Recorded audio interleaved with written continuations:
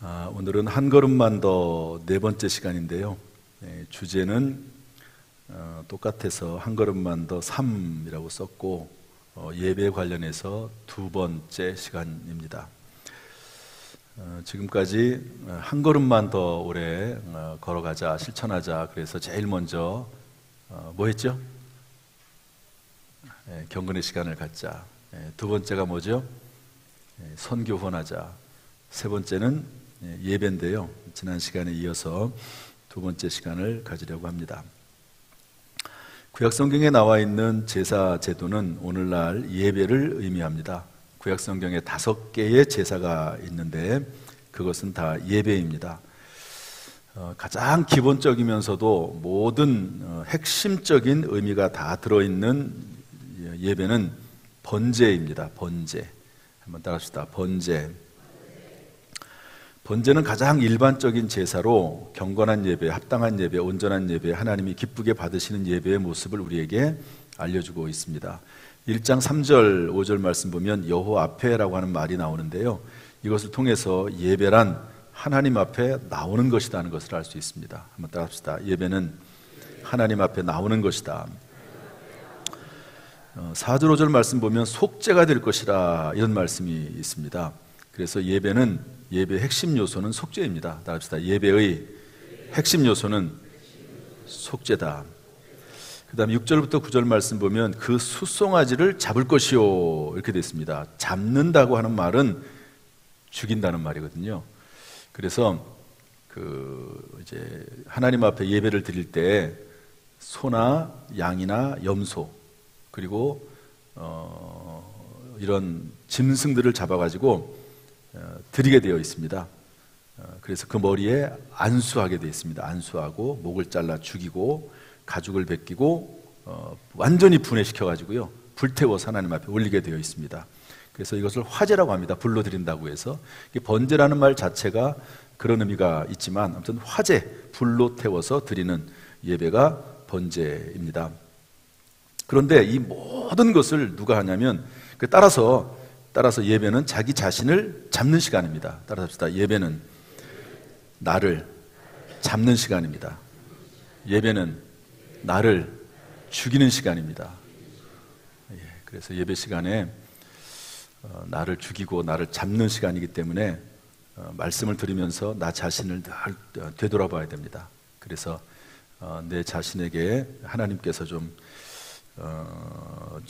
변화하기를 원하는 그런 말씀들이 있으면 그 말씀을 듣고 실천해 나가는 시간이 예배 시간입니다. 예배를 1년 드리고 5년 드리고 10년 드리고 그랬는데도 전혀 어떤 삶의 변화가 없다. 그러면은 조금 심하게 얘기해서 예배를 드린 게 아닙니다. 예배는 하나님 앞에 속죄의 의미도 있지만 나를 잡는 시간이거든요. 그런데 50년이 지났는데도 똑같아. 그러면은 예배가 아니죠.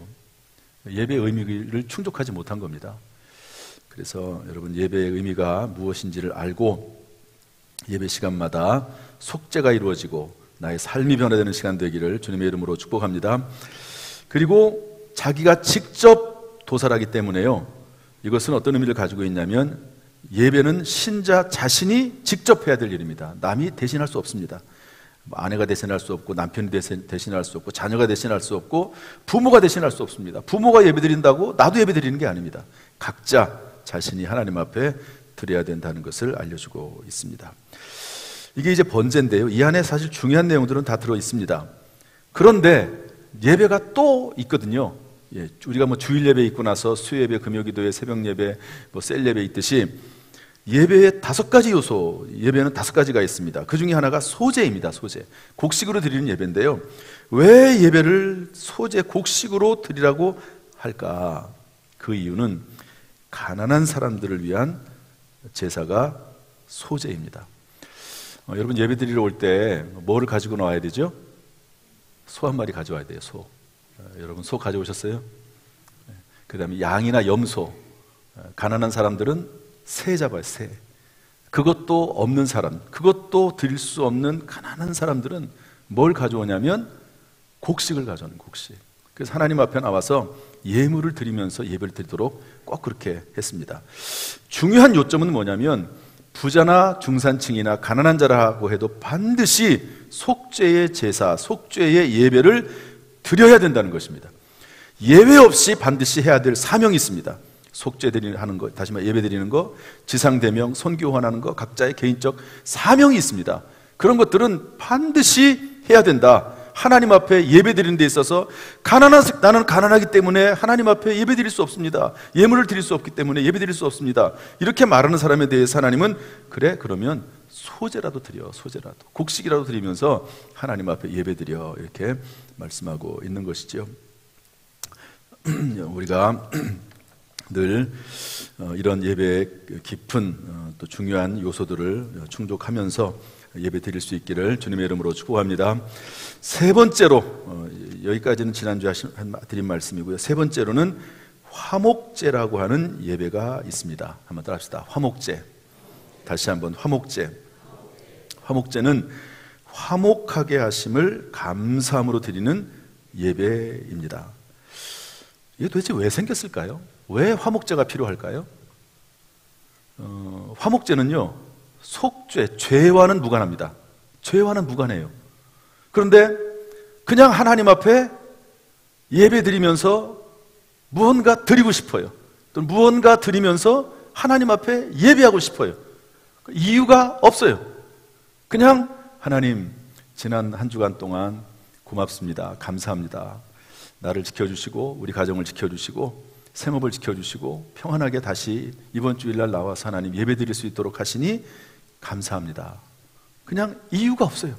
그냥 감사를 표현하고 싶은 것뿐이에요. 하나님 감사합니다. 그래서 드리는 예배가, 제사가 화목제입니다. 저는 학생 때부터, 청년 때부터 교회에서 어떻게 가르쳤냐면 하나님 앞에 매주 감사의 예물을 드려라, 헌금을 드리면서 예배 드려라, 이렇게 배웠어요. 그래가지고 어느 시점부터는 매주일마다 하나님 앞에 뭐 많든 적든지 간에 하나님 앞에 꼭 감사 헌금을 드리면서 예배를 드렸습니다. 성경은 액수가 중요하지 않거든요. 예를 들어서 뭐 소나 부자들은 소를 잡겠지요. 그렇지 않은 사람들은 양이나 염소를 잡겠죠. 가난한 사람은 새를 잡겠죠. 그것도 안 되는 사람은 곡식을 드리겠죠. 이러면서 하나님 앞에 무언가를 드리면서 감사하는 거, 하나님께 감사한 거죠. 그냥 그저 감사하는 거예요. 그것을 표현하는 것이 화목제물입니다. 이 화목제물은 소나 양이나 염소의 예물의 머리에 안수합니다. 똑같이. 그리고 잡아요. 그리고 그 피는 제단에 뿌리고 기름은 제단 위에 불사릅니다. 그러니까 피를 뿌리고 기름만 제단 위에 불사릅니다. 그러면 그 소나 양이나 염소의 몸, 살은 어디로 갈까요? 그것은 서로 나눠 먹습니다. 그러니까 화목제는 좀 독특하죠. 다른 것들은 다 불로 태워가지고 하나님 앞에 올려드리는데 이 화목제는 나눠 먹는 겁니다. 따라서 다른 모든 제사는 수컷 짐승을 드리게 되는 것이 원칙이지만 화목제는 제사 후에 잔치를 베풀고 먹는 것이 목적이기 때문에 암수를 가리지 않습니다. 화목제물은요, 오늘날 예수 그리스도를 의미합니다. 그리고 화목제물을 드린 다음에 그 피를 뿌리는데 그 피는 하나님과 화목해 한 예수 그리스도의 보혈을 의미합니다. 화목제물 되신 예수 그리스도는 하나님의 사랑과 하나님의 공의를 증거합니다. 화목제물을 나누어 먹음으로 예수 그리스도의 생명을 함께 나누는 삶을 살아야 될 것을 교훈하고 있습니다. 여기에 관련된 신약 성경의 말씀을 한번 살펴보겠습니다. 로마서 3장 25절 말씀인데 한번 다 같이 읽어보겠습니다. 시작. 이 예수를 하나님이 그의 피로써 믿음으로 말미암는 화목제물로 세우셨으니 이는 하나님께서 길이 참으시는 중에 전에 지은 죄를 간과하심으로 자기의 의로우심을 나타내려 하심이니. 그러니까 화목제물로 예수님을 드렸는데, 아들을, 이것은 하나님께서 그렇게 하셨다는 겁니다. 이것이 바로 하나님께서 우리에게 의로움을 주시기 위해서 하신 하나님의 방법이다 하는 것을 말씀해 주고 있는 것이죠. 이게 지금 이 레위기가 수천 년 전, 예수님 당시에도 수천 년 전 이야기입니다. 그때부터 벌써 예수 그리스도, 레위기에서 예수 그리스도를 예표하고 있다 하는 말씀이고요. 요한일서 4장 10절 말씀 읽어보도록 하겠습니다. 다 같이 시작. 사랑은 여기 있으니 우리가 하나님을 사랑한 것이 아니요 하나님이 우리를 사랑하사 우리 죄를 속하기 위하여 화목제물로 그 아들을 보내셨습니다. 예수님이 화목제물이신데요, 하나님이 우리를 사랑하시는 증거라고 하는 것입니다. 또한 요한일서 2장 2절 말씀에는 이것은 우리만을 위한 것이 아니라 온 세상을 위한 것이라고 했는데, 한번 읽어보겠습니다. 다 같이 시작. 그는 우리 죄를 위한 화목제물이니 우리만 위할 뿐 아니요 온 세상의 죄를 위하심이라. 이걸 보면 화목제물의 제물은 예수 그리스도를 상징한다고 볼 수가 있는 것이죠.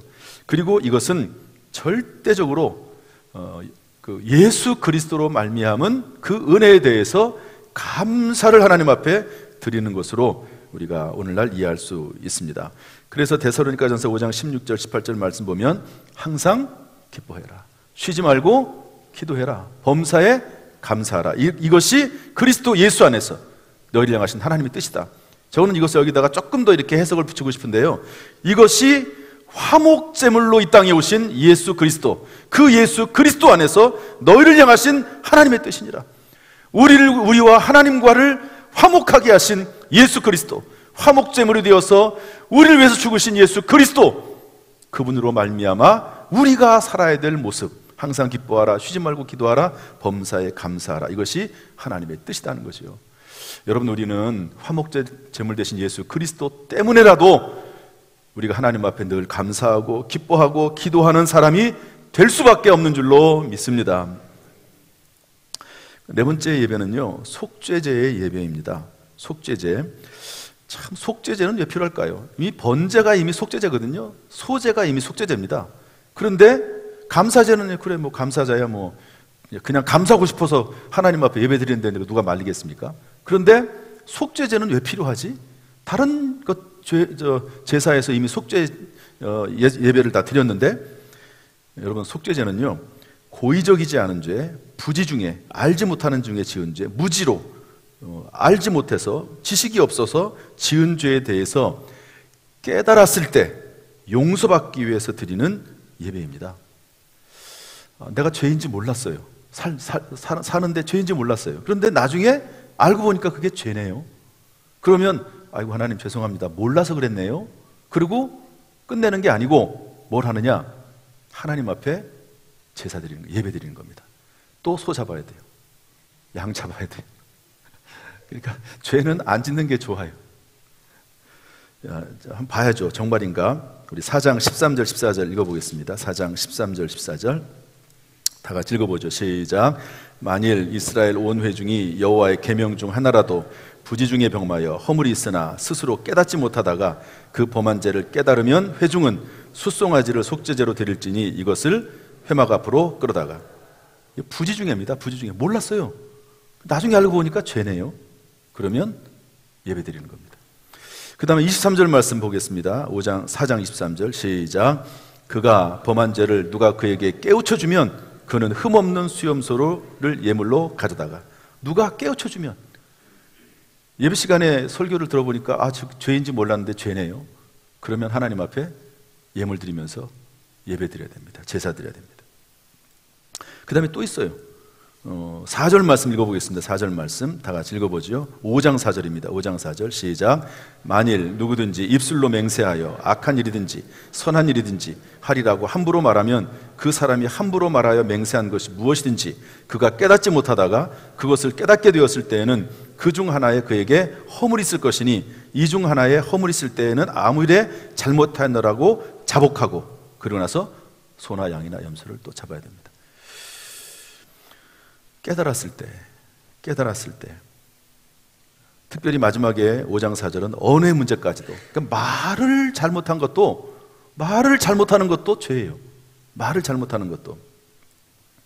이제 가끔 이제 저희 아이들 부부싸움 할 때가, 지금이야 뭐 부부싸움 할 일도 없고 힘도 없어서 못 싸우지만 부부싸움 할 때가 있거든요. 그러면 이제 아이들 앞에서는 하면 안 되는데 그럴 때가 있습니다. 그러면 이제 아이들이 부부싸움에 대한 나름의 평가를 해요. 그러면 아이들이 볼 때 누가 잘못했냐? 화내는 사람이 잘못한 겁니다. 내용은 상관이 없어요. 내용은 부부들끼리 알아서 하는 거고 내용은 상관이 없어요. 아이들이 볼 때 잘못한 사람은 누구냐? 화낸 사람이 잘못한 거예요. 그렇더라고요. 아이들은요 내용 보지 않아요. 화내면 잘못한 거예요. 여기 보면 말을 함부로 해가지고 맹세가 됐든 뭐가 됐든지 간에 말을 함부로 하는 거, 성경은 이것을 큰 자라고 말합니다. 회개될 자라고 말합니다. 회개하라고. 그래서 아무튼 이런, 몰랐는데 깨달았어요 나중에. 그러면 여기에 대해서 회개해야 된다, 속죄제를 드려야 된다, 이런 말씀입니다. 성도들은 뜻하지 않게 또는 알지 못하고 범한 죄에 대해서 거의 죄책을 느끼지 않습니다. 몰라서 그랬다고 정당화하면서 회개하기를 거부합니다. 심지어 그런 죄책에서 벗어날 수 있다고 생각을 해서 고의적으로 하나님의 선한 뜻을 알고 배우려는 노력을 금하기도 합니다. 야, 하나님 말씀 많이 알면 알수록 회개할 게 많아. 하나님 말씀 배우지 말아야 되겠다. 그러나 하나님은 그러한 경우라도 이후에 깨달으면 속죄 예배를 드려야 한다고 말씀하십니다. 하나님은 하나님의 선한 뜻에 무지하거나 눈을 감길 원치 않으십니다. 그래서 디모데후서 3장 14절부터 17절 말씀 보면, 그러나 너는 배우고 확신한 일에 거하라. 하나님 말씀을 배워서 그 말씀대로 살 것을 원하는 거지, 하나님 말씀을 몰라가지고 미련하게 무지하게 살지 않도록 하나님께서는 하길 원하신다는 거죠. 다 하나님께서는 하나님의 뜻대로 행하지 않은 것을 나는 몰랐다 할지라도 하나님께서는 그것을 다 기억하고 계신다 하는 것을 잊어버리면 안 됩니다. 그래서 우리는 경건의 시간을 가져야 되고 성경을 읽어야 되고 또 성경 공부도 꾸준하게 해야 된다는 것을 기억해야 됩니다. 마지막 예배의 제사는 속건제 예배입니다. 답시다. 속건제. 속건제가 뭐냐? 하나님의 것과 이웃의 재산을 가로챈 것을 자백하며 드리는 제사입니다. 흠없는 수양으로 드리는 속죄 제사와 함께 배상의 책임도 져야 합니다. 배상금은 범죄물과 더불어 범죄물의 5분의 1을 더해서 지불해야 합니다. 한번 읽어보겠습니다. 우리 레위기 5장 14절 말씀 다 같이 한번 읽어보겠습니다. 레위기 5장 14절 말씀 다 같이 시작. 여호와께서 모세에게 말씀하여 이르시되 누구든지 여호와의 성물에 대하여 부지중에 범죄하였으면 여호와께 속건제를 드리되 내가 지정한 가치를 따라 성소의 세겔로 몇 세겔 은혜에 해당한 흠없는 수양을 양떼 중에서 끌어다가 속건제로 드려서 성물에 대한 잘못을 보상하되 그것의 5분의 1을 더하여 제사장에게 줄 것이요 제사장은 그 속건제의 수양을 그를 위하여 속죄한 즉 그가 사함을 받으리라. 이것도 부지중입니다. 내가 신앙생활 할 땐 잘 몰랐어요. 그런데 나중에 알고 보니까 하나님 앞에 드려야 될 물질을 드리지 않았네요. 그럼 아이고 하나님 죄송합니다. 이제 앞으로 잘하겠습니다 라고 하는 것만 해도 잘하는 거죠. 그런데 성경은 뭐라고 말씀하냐면 과거에 드리지 않은 거 다 드리라는 거예요. 더구나 거기다 플러스 5분의 1을 해가지고 드리라는 겁니다. 그리고 또 소 한 마리 또 잡아야 돼요. 소 잡고 양 잡고 염소 잡아서 하나님 앞에 예물 드려야 됩니다. 그러면서 제사 드리게 되어 있습니다.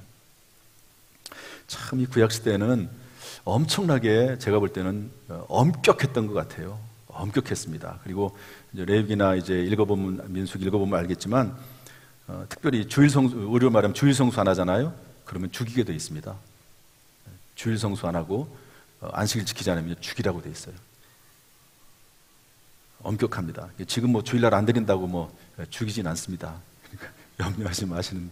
그만큼 하나님께서 아주 주일성수 또 그리고 또 하나님의 것을 드리는 문제, 이런 문제에 있어서 아주 중요하게 생각을 하고 있다 하는 그런 말씀이죠. 어쨌든 속건제는 물질에 대한 겁니다. 이것도 당연히 필요하겠죠. 여러분 속죄제나 이런 모든 것들은요 하나님의 계명을 어긴 문제예요. 그런데 속건제는 뭐냐면 물질하고 연결된 문제입니다. 하나님의 물것 또는 사람의 것, 이런 것들을 만약에 내가 빼앗으면 손해를 끼쳤으면 그것에 대해서도 예배를 드릴 뿐만 아니라 5분의 1을 더해서 드리라는 겁니다. 부지중이라 했다 하더라도 하나님의 것을 범하였다면 속죄 제사와 함께 그것에 5분의 1을 더해서 하나님께 드려야 한다 하는 것입니다. 또한 하나님은 막연하게 이웃과 화평을 누리라고 가르치지 않았습니다.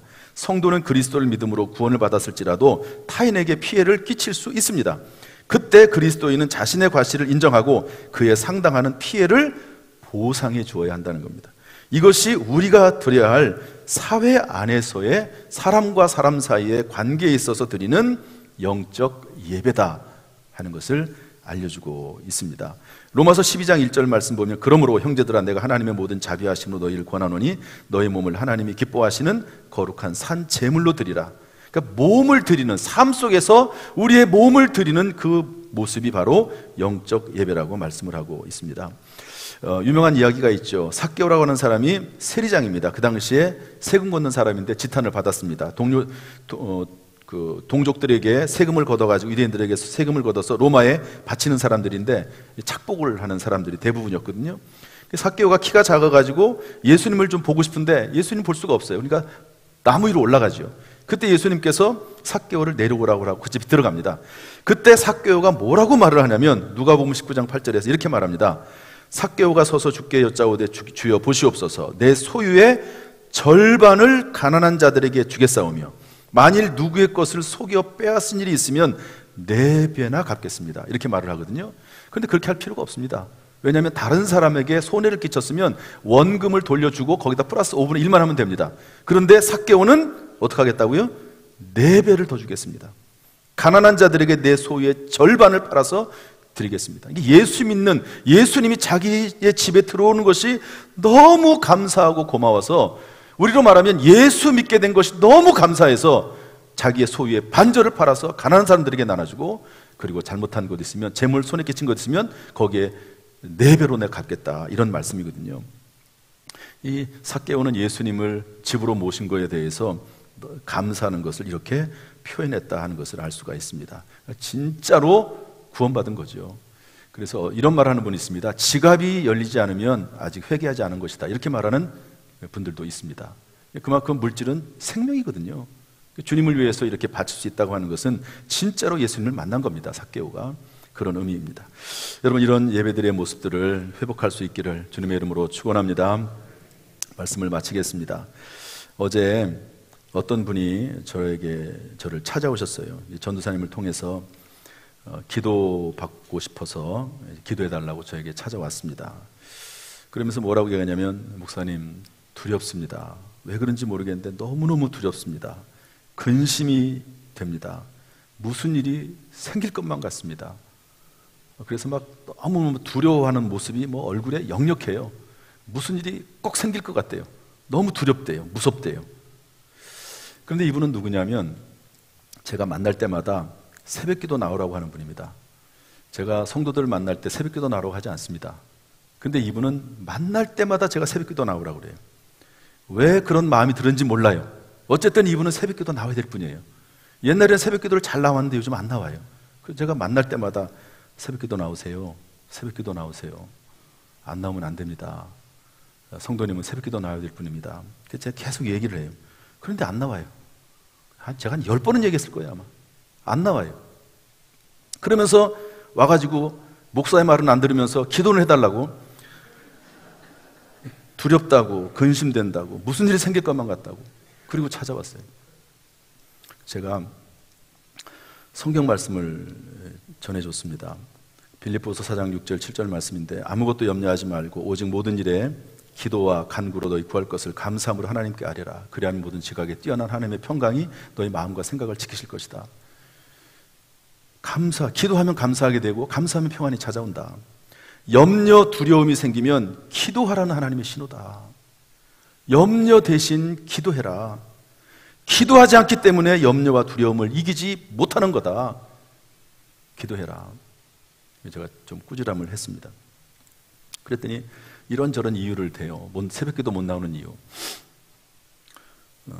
제가 뭐라고 했냐면, 못할 이유를 찾지 말고 할 수 있는 방법을 찾으세요. 못할 이유를 찾으면 못할 이유는 계속 발생합니다. 못할 이유 찾지 말고 할 수 있는 방법을 찾으세요. 방법을. 그렇게 얘기를 했습니다. 그리고 이제 기도해 드렸어요. 여러분, 예배 그냥 가만히 놔두면요, 쓰러집니다. 자전거 타고 계속 페달을 밟아야지, 안 밟으면 쓰러져요. 신앙생활도 마찬가지입니다. 계속 하나님 앞에 더 한 걸음 한 걸음 나가야 됩니다. 그래서 여러분, 2024년은 예배를 회복하시는 한 해가 되기를 주님의 이름으로 축복합니다. 한 걸음만 더 예배에서도 실천하는 저와 여러분 되기를 주님의 이름으로 축원합니다. 축원합니다. 기도하겠습니다.